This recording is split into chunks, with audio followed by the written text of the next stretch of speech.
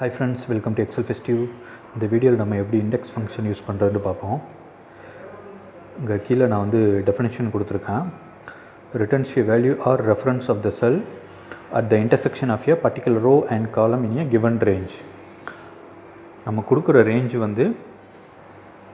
ஒரு ரோவும் காலமும் இன்டர்செக்ட் ஆகிற இடத்துல ஒரு வேல்யூ இருக்கும். அந்த பர்டிகுலர் வேல்யூவை தான் நமக்கு அவுட்புட்டாக கொடுக்கும். சரியா? அதுதான் இண்டெக்ஸ் ஃபங்க்ஷனுடைய யூஸு. நான் இங்கே பாருங்கள், இதில் 2 டைப் இருக்குது. ஒன்று 1 டைமென்ஷனல், இன்னொன்று 2 டைமென்ஷனல். இப்போ நான் 1 டைமென்ஷனல் நான் இப்போ எக்ஸ்பிளைன் பண்ணுறேன் எப்படின்ட்டு. சரியா? பாருங்கள், 1 டைமென்ஷனல் இப்போ பண்ணுவோம்.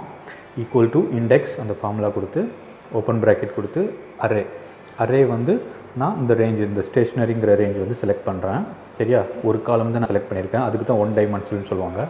கமா கொடுத்து ரோ நம்பர் நான் கொடுத்துருக்குறேன் சைடில். அந்த இதை நீங்கள் செலக்ட் பண்ணிக்கலாம். இல்லை நம்பர் 3ன்னு கொடுக்கலாம், இல்லைனா அந்த செல்லை செலக்ட் பண்ணிக்கலாம். நான் அந்த செல்லை செலக்ட் பண்ணி இப்போ ரோ நம்பர் மட்டும்தான் கொடுக்கணும் இதுக்கு. சரியா? ரோ நம்பர் மட்டும் கொடுக்குறது தான் 1 டைமென்ஷனல்பாங்க. காலம் நம்பர் கொடுக்க தேவையில்லை. இப்போ இதில் 3rd ரோ என்ன இருக்குதோ அதை நம்ம செலக்ட் பண்ணியிருக்க ரேஞ்சில் 3rd ரோ என்ன இருக்கோ அதை நம்ம அவுட்புட்டாக கொடுக்கணும். பாருங்கள், என்ட்ரு கொடுத்தோன்னா பென்சில்னு வருது. இப்போ 3rd ரோ என்ன இருந்துச்சு, நம்ம செலக்ட் பண்ண ரேஞ்சில் பென்சில், அதனால் பென்சில் நமக்கு அவுட்புட் வந்திருக்குது. ஓகே, இப்போ பாருங்கள், நான் சேஞ்ச் பண்ணுறேன். 4ன்னு கொடுத்தோன்னா 4th என்ன இருக்குது, ஸ்டாப்லர், அதனால் ஸ்டாப்லர் வருது. இப்போ மறுபடியும் நான் சேஞ்ச் பண்ணுறேன். பாருங்கள், நம்பர் 5 கொடுக்குறேன். பாருங்கள், 5th என்ன இருக்குது அந்த ரேஞ்சில், 5th ஹைலைட்டர்னு இருக்குது, அதை நமக்கு அவுட்புட்டாக வரும். சரியா? இதுதான் 1 டைமென்ஷனலில் நம்ம இண்டெக்ஸ் ஃபங்க்ஷன் யூஸ் பண்ணுறது. இப்போ அதே இது 2 டைமென்ஷனில் நம்ம எப்படி யூஸ் பண்ணுறதுன்னு பார்ப்போம்.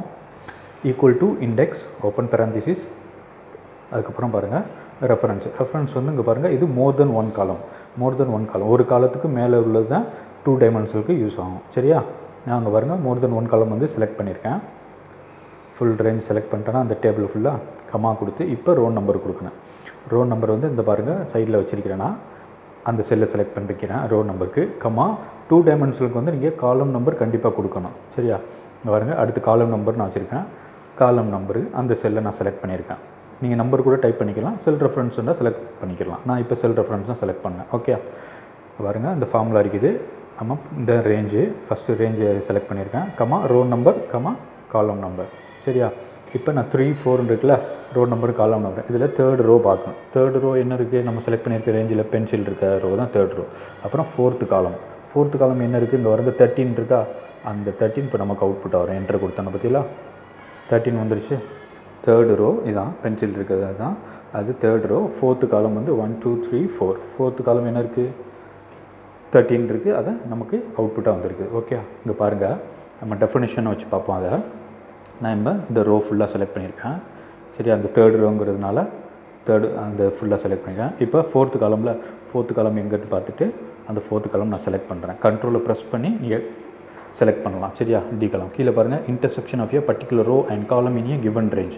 ஒரு ரோக்கும் காலமுக்கும் இன்டர்செக்ட் ஆகிற இடத்துல ஒரு வேல்யூ இருக்குது பார்த்தீங்களா, 13, அதுதான் நமக்கு அவுட்புட்டாக வருது. இதுதான் அதோடைய எக்ஸாம்பிள். ஹைலைட் ஆகிருக்குல்ல இப்போ மேலே அப்பில், அதில் வர்றது தான் 13. இப்போ நாங்கள் சேஞ்ச் பண்ணுற பாருங்கள், ரோ நம்பர் 4 கொடுக்குறேன், காலம் நம்பர் இப்போ 3ன்னு கொடுக்குறேன்.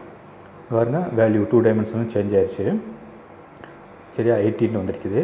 இப்போ 4th ரோ என்ன, first 2nd 3rd 4th row, அப்புறம் காலம் 3rd காலம் என்ன பாருங்கள், கண்ட்ரோல் ப்ரெஸ் பண்ணி மறுபடியும் நான் மேலேயும் செலக்ட் பண்ணியிருக்கேன்.